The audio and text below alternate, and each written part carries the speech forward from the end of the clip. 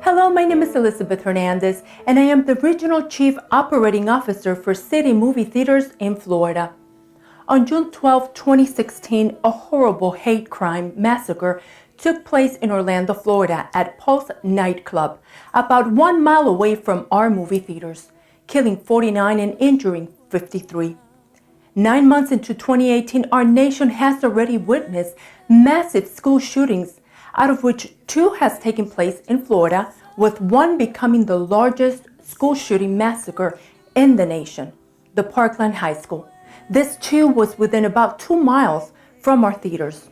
So I ask you, as a senior leader, what do you do when faced with the dilemma that your employees have been adversely impacted by such horrific incidents because your organization lacked adequate processes to prepare and deal with these types of contemporary issues in the workplace? Well, today I would like to discuss with you this issue and share how my team and I came together to find a solution. In trying to deal with workplace issues, our managers are trained to think outside the box and tailor operating practices within their theaters to address such 21st century threats head-on.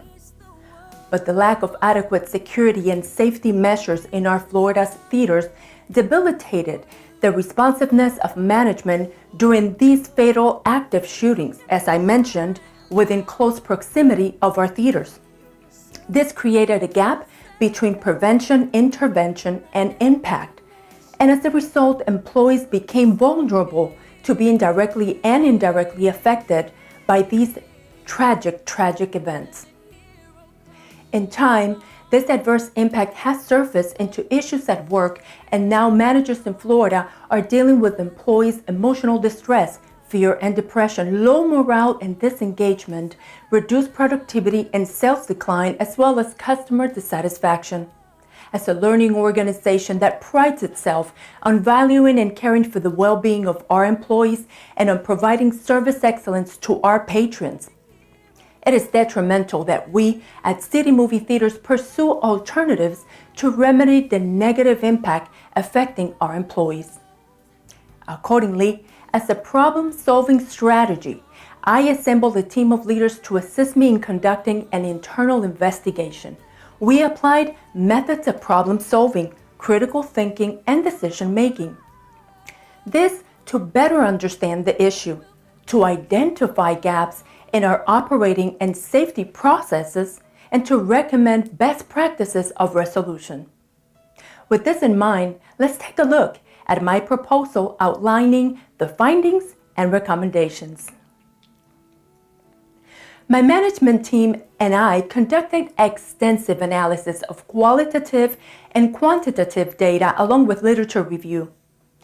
We found that the lack of adequate security measures in our Florida theaters created a culture of uncertainty and fear, contributed to safety concerns and low morale, provoked dissatisfaction and disengagement, and shifted emergency responder responsibilities to frontline employees with little or no training.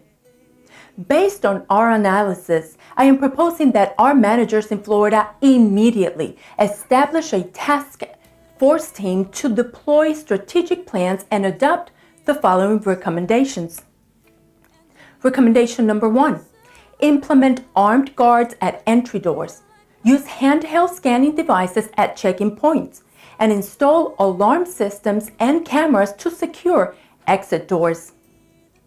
This will increase security in our theaters and enhance safety measures, helping regain the trust of our employees and our customers. Both our employees and customers, by the way, have voiced their desire to have tighter security measures in our theaters. A survey conducted by C4 Research consulting firm revealed, and I quote, that 41% of customers favored the inspection of bags, 32% favored metal detectors, and 49% said they are willing to pay $1 or $2 or $3 per ticket more for increased security. Also, 54% said that the location of the theater factored in their feeling of safety. Recommendation number 2.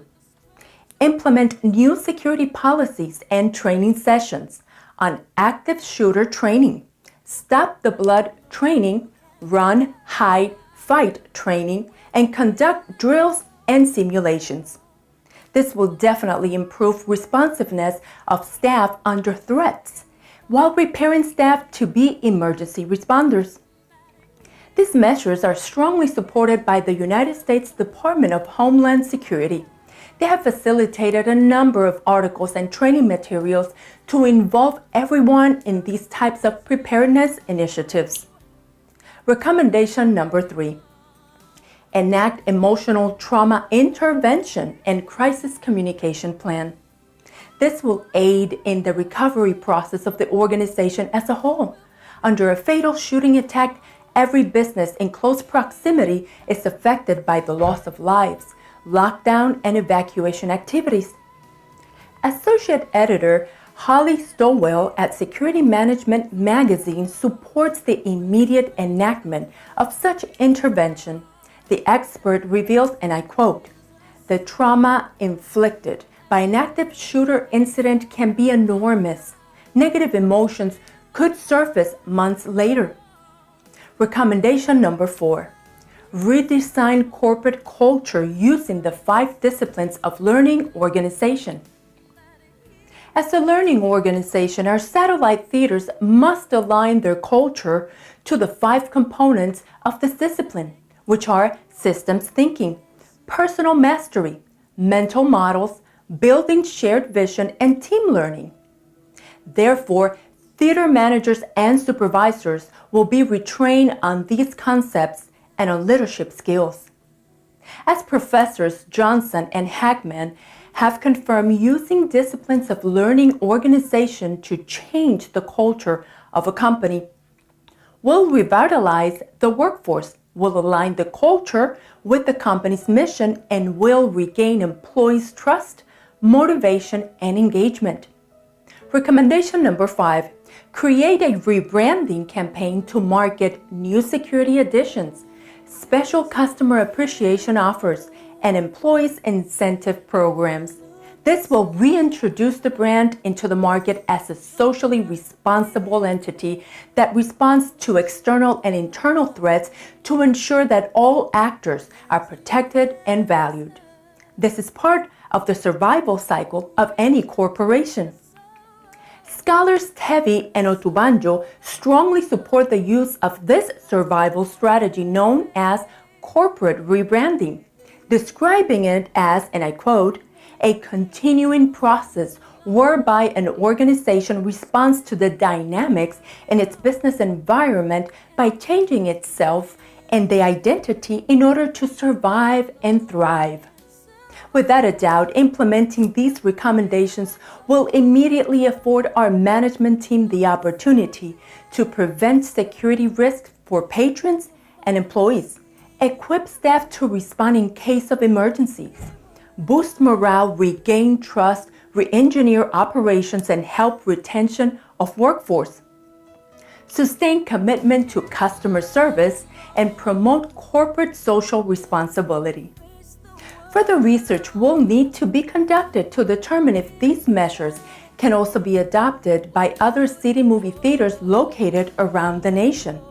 But for now, I am very pleased with the results obtained from our study and look forward to providing a safe and secure environment for our employees to thrive in and feel proud of, and for our customers to come with family and enjoy memorable times.